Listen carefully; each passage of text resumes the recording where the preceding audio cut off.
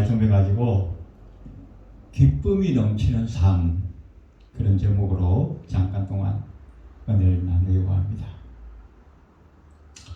우리가 지난 시간 살펴본 것처럼 빌립보서는 사도 바울이 노년에 로마의 감옥에서 빌립보 교회에게 성도들에게 보낸 편지입니다.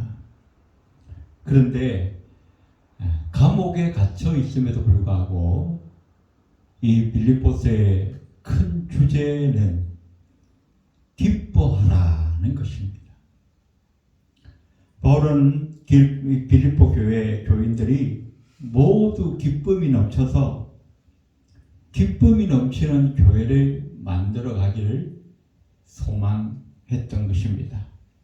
왜냐하면 바울이 자기 스스로가 기쁨이 충만했기 때문입니다. 비록 감옥에 갇혀 있고 그래서 자유로이 복음을 전할 수도 없는 어려운 환경이었고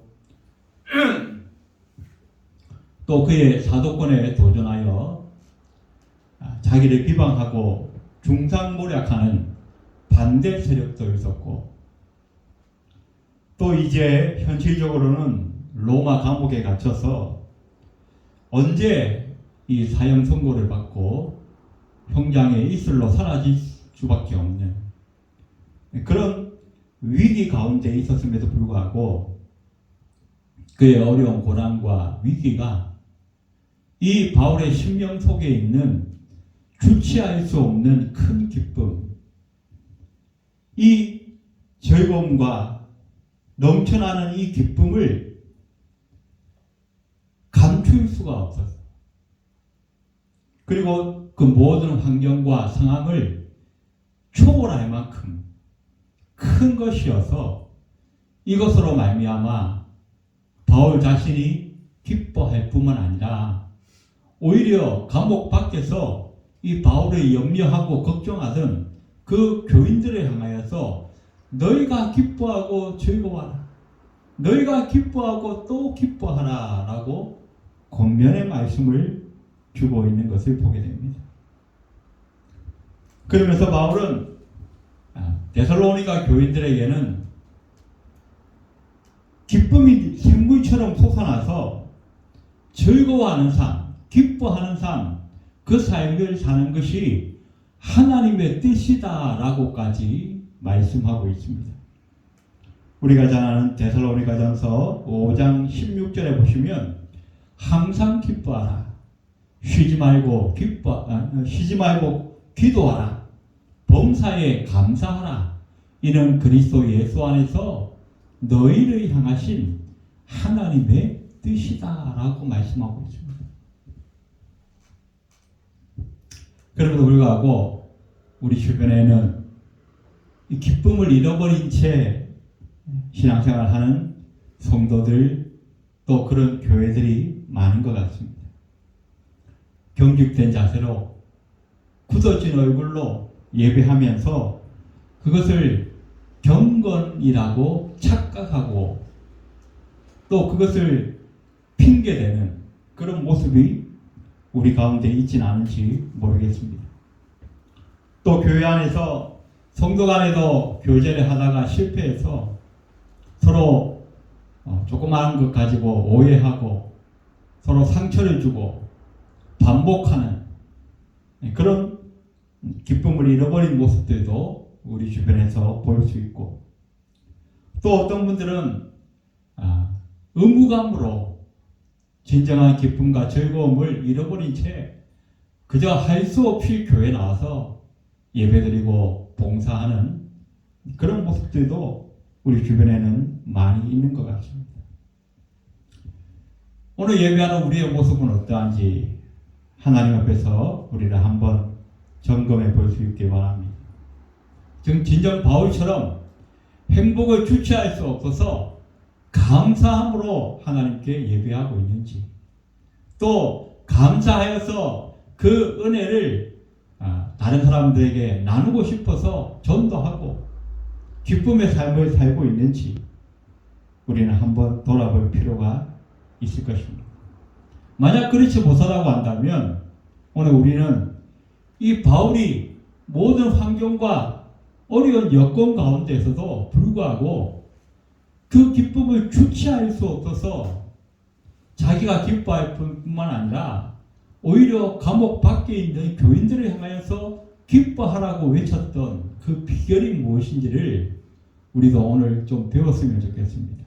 그래서 우리도 바울처럼 기뻐하고 감사하는 삶, 그런 삶을 살아가야 할 줄로 믿는 것입니다. 자, 그러면 우리가 바울처럼 이 기쁨이 충만한 삶, 차고 넘치는 삶, 그 삶을 살기 위해서 우리는 어떻게 해야 하는가? 오늘 본문을 통해서 우리는 몇 가지 교훈을 얻기 원합니다. 무엇보다도 첫 번째로는 주 안에 든든히 서야 한다라고 말씀하고 있습니다. 오늘 1절에 보니까 그러므로 나의 사랑하고 사모하는 형제들, 나의 기쁨이요 멸류관인 사랑하는 자들아, 이와 같이 주 안에 서라 라고 말씀하고, 자, 우리가 지난 1장에서 살펴본 것처럼 바울은 도저히 기뻐할 수 없는 특별히 세 가지 조건이 있었습니다.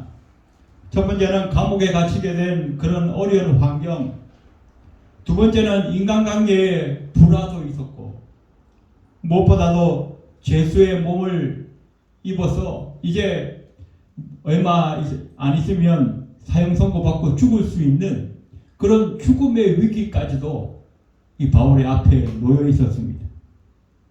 그럼에도 불구하고 이 세 가지가 그 어떤 것 하나라도 이 바울의 기쁨과 즐거움과 감사함을 빼앗아 갈 수 없었다는 것입니다.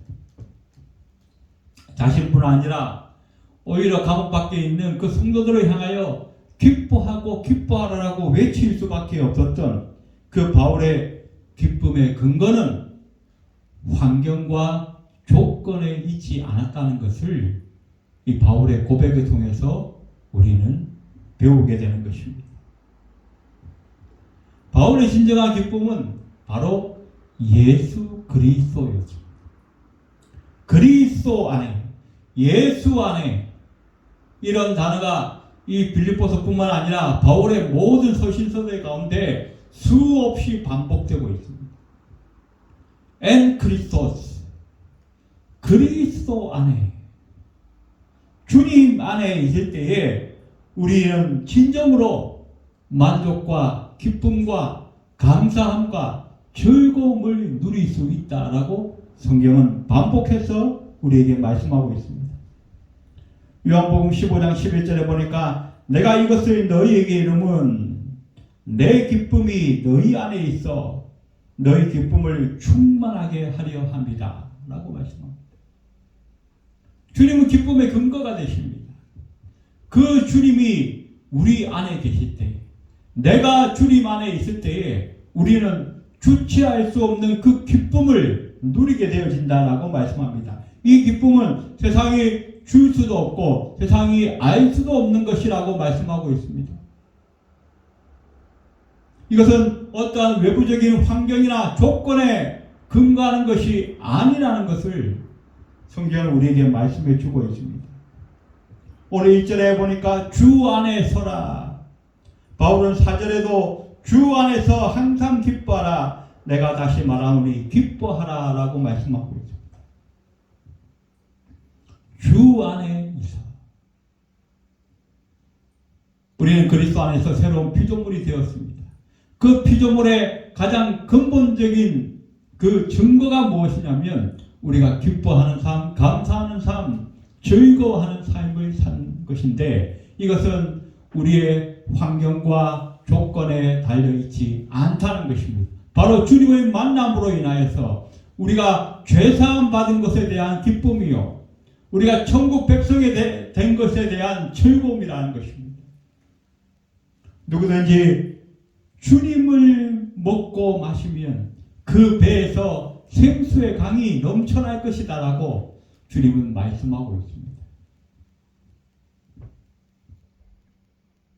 그런데 4절에 보니까 항상 기뻐하라라고 말씀하고 있습니다.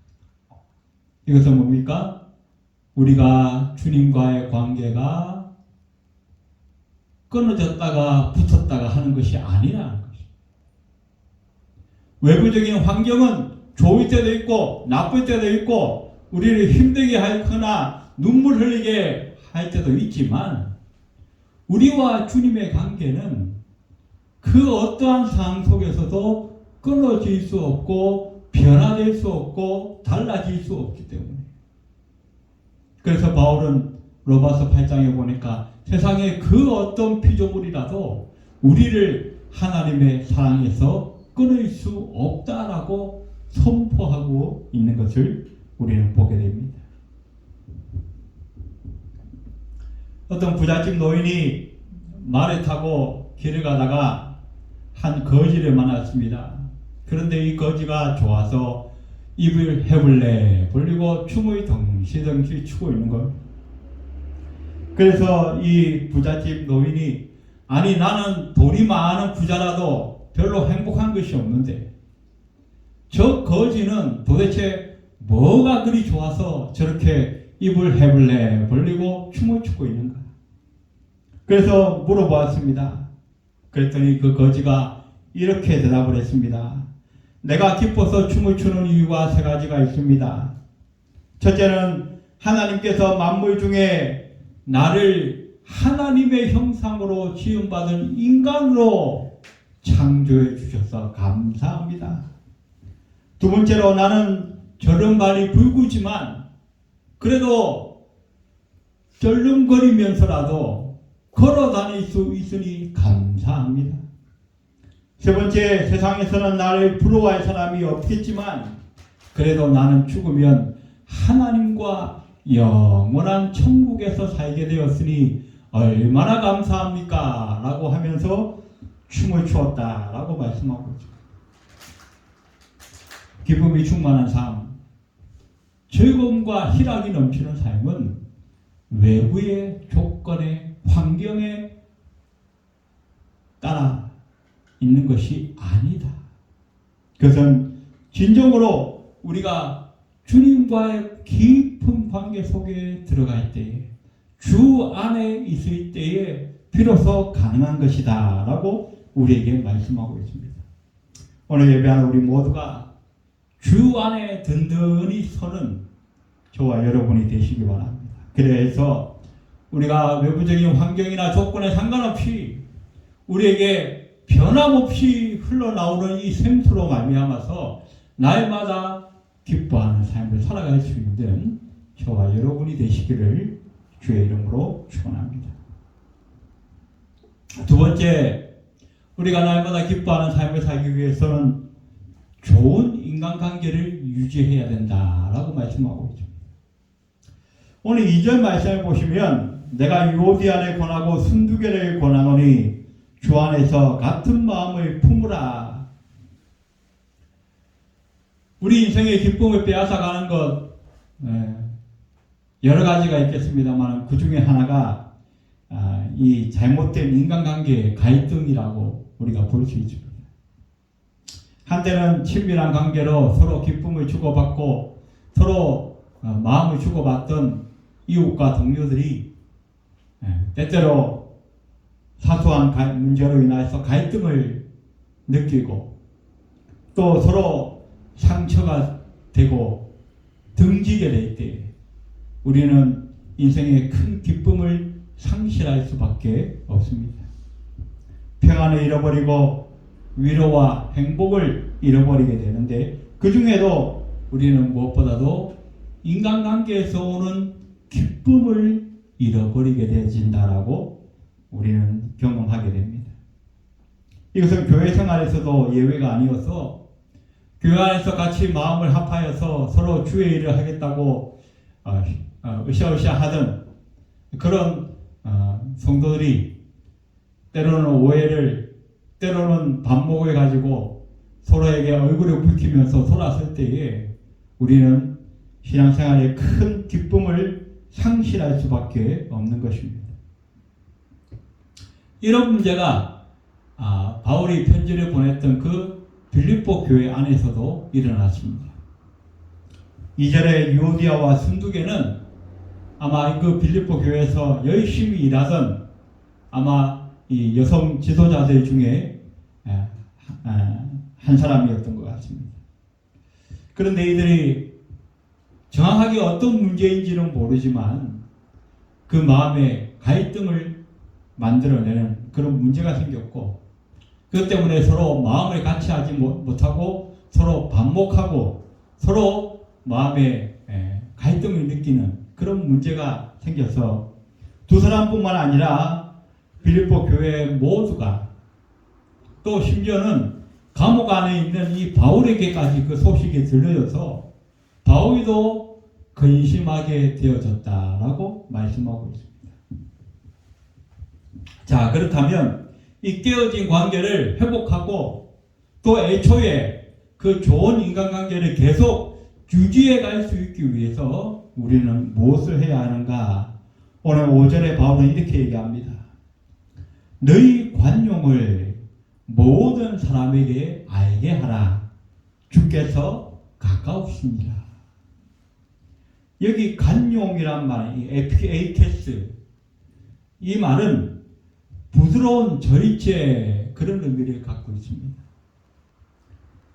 이 본질적인 문제가 아닌 이 비본질적인 문제를 가지고 싸움이 되지 않도록, 서로 아프거나 갈등이 생기지 않도록 내가 먼저 부드러운 절제를 나타내야 된다는 것입니다. 관용이 있는 사람은 결코 경직된 사람이 아닙니다.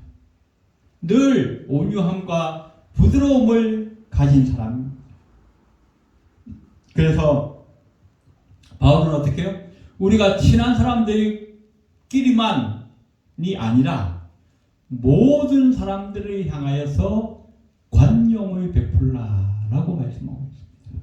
그런데 중요한 말씀, 그 뒤에가 주께서 가까우시니라. 우리가 관용을 베풀어야 되는데 왜 베풀어야 되는가? 주님께서 오신 날이 가깝다라고 말씀하고 있는 겁니다. 이 말은 두 가지로 우리가 해석할 수 있는데, 우리가 그 신학에서 보면 인간의 종말이라고 하는 것은 두 가지 모습으로 우리에게 임하게 됩니다. 첫 번째는 개인적인 종말이 있습니다. 우리 인생에 수명이 다하면 우리는 그 마지막 날 하나님의 그 심판대 앞에 설 수밖에 없어요. 그래서 우리 한 사람 한 사람이 사람의 목숨이 끝나는 날, 인간의 수명이 끝나는 날, 그 날이 바로 개인적인 종말이다라고 말씀합니다. 또 하나는 역사적인 종말이 있습니다. 우리 주님께서 마지막 날 심판주로 재림하시는 날, 그날 온 인류 전체가, 모든 영혼이 하나님의 심판대 앞에 최종적으로 서게 될 것입니다. 이 종말, 이 개인적인 종말이든 역사적인 종말이든 이 종말의 때에 우리 모든 영혼들에게 필요한 것이 무엇인가? 그것은 바로 심판주가 되시는 주님의 관용이 필요하다. 오 하나님, 나를 관용하여 주옵소서. 나를 살펴주옵소서. 내 심사를 고려하여 주옵소서. 우리는 다 마지막 날 우리가 하나님의 은혜의 가운데 천국에 들어가는 하나님의 백성이 되기 위해서는 반드시 우리에게 주님의 관용하심이 필요하다는 거예요. 그런데 주님의 그 관용하심을 받기 위해서 우리에게 반드시 먼저 점검되어져야 할 것이 있습니다. 너희가 이 세상에 사는 동안에 너희 이웃을, 네 형제를, 네 자매를 얼마나 관용하며 살았는가 하는 것입니다. 너에게 필요한 이 하나님의 관용을 네가 요구하기 위해서 너는 얼마나 주변 사람들을, 이웃 사람들을 관용하며 살았는가를 우리 주님께서 마지막 날 우리에게 물으실 것이라는 것입니다. 그래서 우리가 이 기쁨을 풍성하게 누리는 삶, 진정으로 아름다운 인간관계를 유지하면서 살아가는 삶, 그 삶에는 반드시 관용이 필요하다라고 우리에게 말씀해 주고 있습니다. 오늘 예배하는 우리 모두가 서로서로에게 관용하며 서로서로에게 관용을 베푸는 삶으로 말미암아 날마다 아름다운 관계들을 유지하고 그 관계로 말미암아서 기쁨을 누리는 삶을 살 수 있는 저와 여러분이 되시기 바랍니다. 세 번째로 우리가 날마다 기뻐하는 삶을 살기 위해서 무엇 해야 하는가? 염려에 붙잡히지 말아야 한다라고 말씀하고 있습니다. 오늘 6절에 보니까 아무것도 염려하지 말고 오직 모든 일에 기도와 간구로 너희 구할 것을 감사함으로 하나님께 아뢰라 라고 말씀합니다. 인간관계의 갈등 못지않게 우리 인생의 기쁨을 빼앗아가는 것 중에 하나가 이 염려, 걱정하는 것입니다.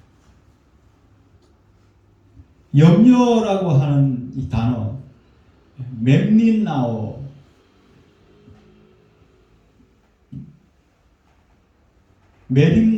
메림나오.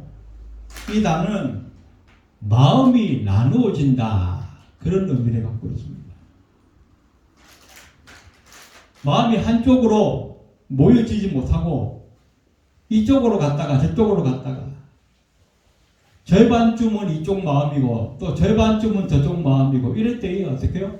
우리는 평안을 얻지 못하고 염려와 걱정하게 돼요.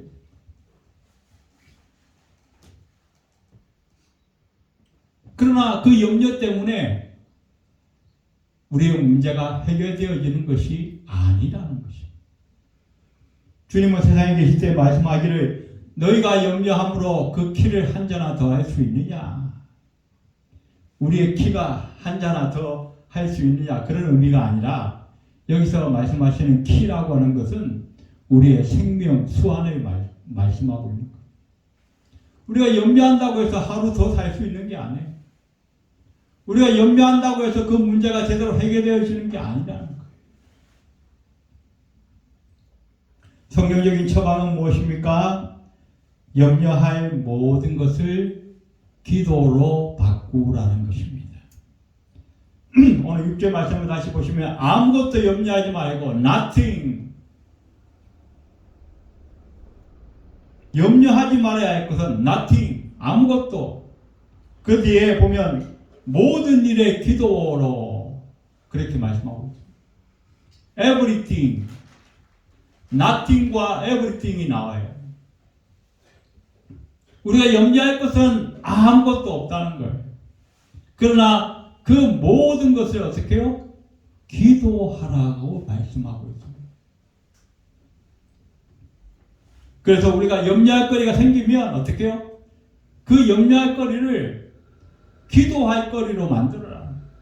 기도 제목으로 삼아라. 그리고 열심히 기도하라는 거.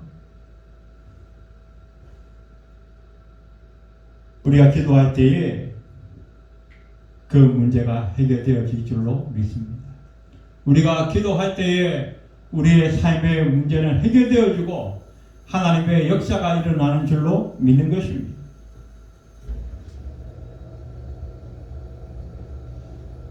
재미난 것은 2차 세계대전 당시에 그 전쟁에 나가서 죽은 미국 병사의 수가 30만 명 정도 된다고 합니다. 그런데 전쟁에 나가 죽은 사람은 30만 명인데 그 아들과 남편을 전쟁터에 보내고 걱정하고 염려하다가 죽은 사람은 100만 명이 넘는다.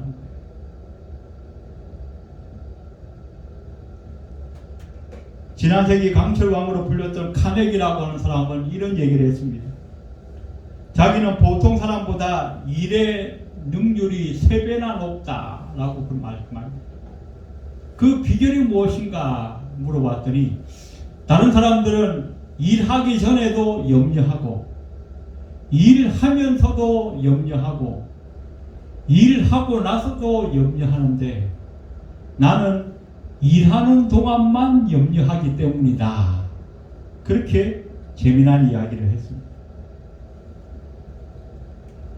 그래서 염려를 줄이고 간추려서 꼭 필요한 염려만 한다고 한다면 우리 인생에는 참으로 기쁨이 많이 늘어날 것이다 라고 우리는 생각할 수 있는 것입니다. 그래서 성경은 말씀합니다. 너희가 염려할 것이 있느냐? 그렇다면 기도할 것으로 바꾸라. 6절에 보니까 아무것도 염려하지 말고 오직 모든 일에 기도와 간구로 너희 구할 것을 감사함으로 하나님께 아뢰라. 그 다음 절이 더 중요합니다. 그리하면 모든 지각에 뛰어난 하나님의 평강이 그리스도 예수 안에서 너희 마음과 생각을 지키시리. 지금 우리가 기도한다고 해서 당장 눈앞에서 그 문제가 해결되지 않는다 할지라도 하나님의 응답이 우리에게 온다는 거예요. 그 응답이 무엇인가? 우리가 염려와 걱정과 근심으로부터 자유할 수. 우리가 막 무엇인가를 걱정하고 염려하면 우리는 판단력을 잃어버립니다. 그 판단력이 이루어지는 그 순간에 우리는 경거망동하게 되어서 오히려 그 문제를 더 크게 만들거나 망치는 경우들이 많아요. 그러나 우리가 그 염려와 걱정으로부터 일단 벗어나게 되면 우리는 우리의 이성이 제대로 작동하게 돼요. 그래서 그 문제를 정확하게 볼 수 있는 눈이 생기고 그 문제를 정확하게 분별하게 될 때에 그 문제를 해결할 수 있는 지혜도 생겨나는 거예요. 그래서 하나님이 우리에게 응답하실 때 보면 당장 그 문제가 해결되지 않는다 할지라도 당장 내 눈앞에서 해결되지 않았다 할지라도 내 마음에 하나님이 평안해 주시는 거예요. 걱정과 염려로부터 자유할 수 있도록 그래서 그 평안함 가운데서 그 문제를 바로 분별하고 그 문제를 바로 해석해낼 수 있는 지혜가 하나님으로부터 우리에게 온다는 것입니다. 그러면 어떻게 해요? 그 다음부터는 시간 문제예요. 시간이 좀 지나지만 결국 그 문제는 해결책을 찾게 되고 우리에게 선한 결과를 가져올 수밖에 없다는 것입니다. 이제 말씀을 정리하겠습니다. 우리 그리스도인의 삶은 한마디로 기쁨이 넘치는 삶, 소망과 희락이 넘치는 삶이어야 한다라고 성경은 말씀하고 있습니다. 그 문제에 그 기쁨이 넘치는 삶의 근본적인 해결책은 뭐라고요? 우리가 주 안에 사는 것이다. 그리고 그 주 안에서 우리가 서로 관용하며 아름다운 인간관계를 유지하고 또 우리에게 인생에서 닥쳐오는 모든 염려거리를 기도의 제목으로 바꾸어서 하나님의 능력을 힘있게 될 때에 우리는 비로소 우리 인생에 생수같이 넘쳐나는 그 기쁨의 강을 맛보는 즐거운 삶, 기쁨의 삶, 소망이 넘치고 날마다 스펙타클한 그런 놀라운 삶을 살게 될 줄로 믿는 것입니다.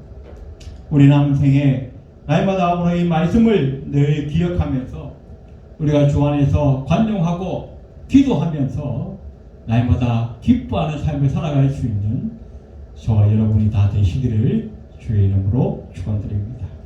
기도하겠습니다. 할렐루야. 고마우신 하나님, 우리가 늘 주 안에 살기를 원합니다. 또한 우리가 서로 인간관계 속에서 관용하는 삶을 살 수 있도록 우리를 인도하여 주시고 우리 인생의 모든 염려와 걱정거리가 생길 때마다 기도하여서 하나님의 능력으로 해결받는 놀라운 은혜가 있을 수 있도록 주님 축복하여 주시옵소서. 그래서 우리가 늘 기뻐하는 삶을 살 수 있게 도와주시고 그 기뻐하는 삶을 통하여 하나님의 살아계심과 하나님의 영광을 늘 드러내며 살아갈 수 있는 하나님의 백성 될 수 있도록 주님 인도하여 주옵소서. 예배를 마치고 돌아가는 발걸음 위에도 함께하여 주옵소서.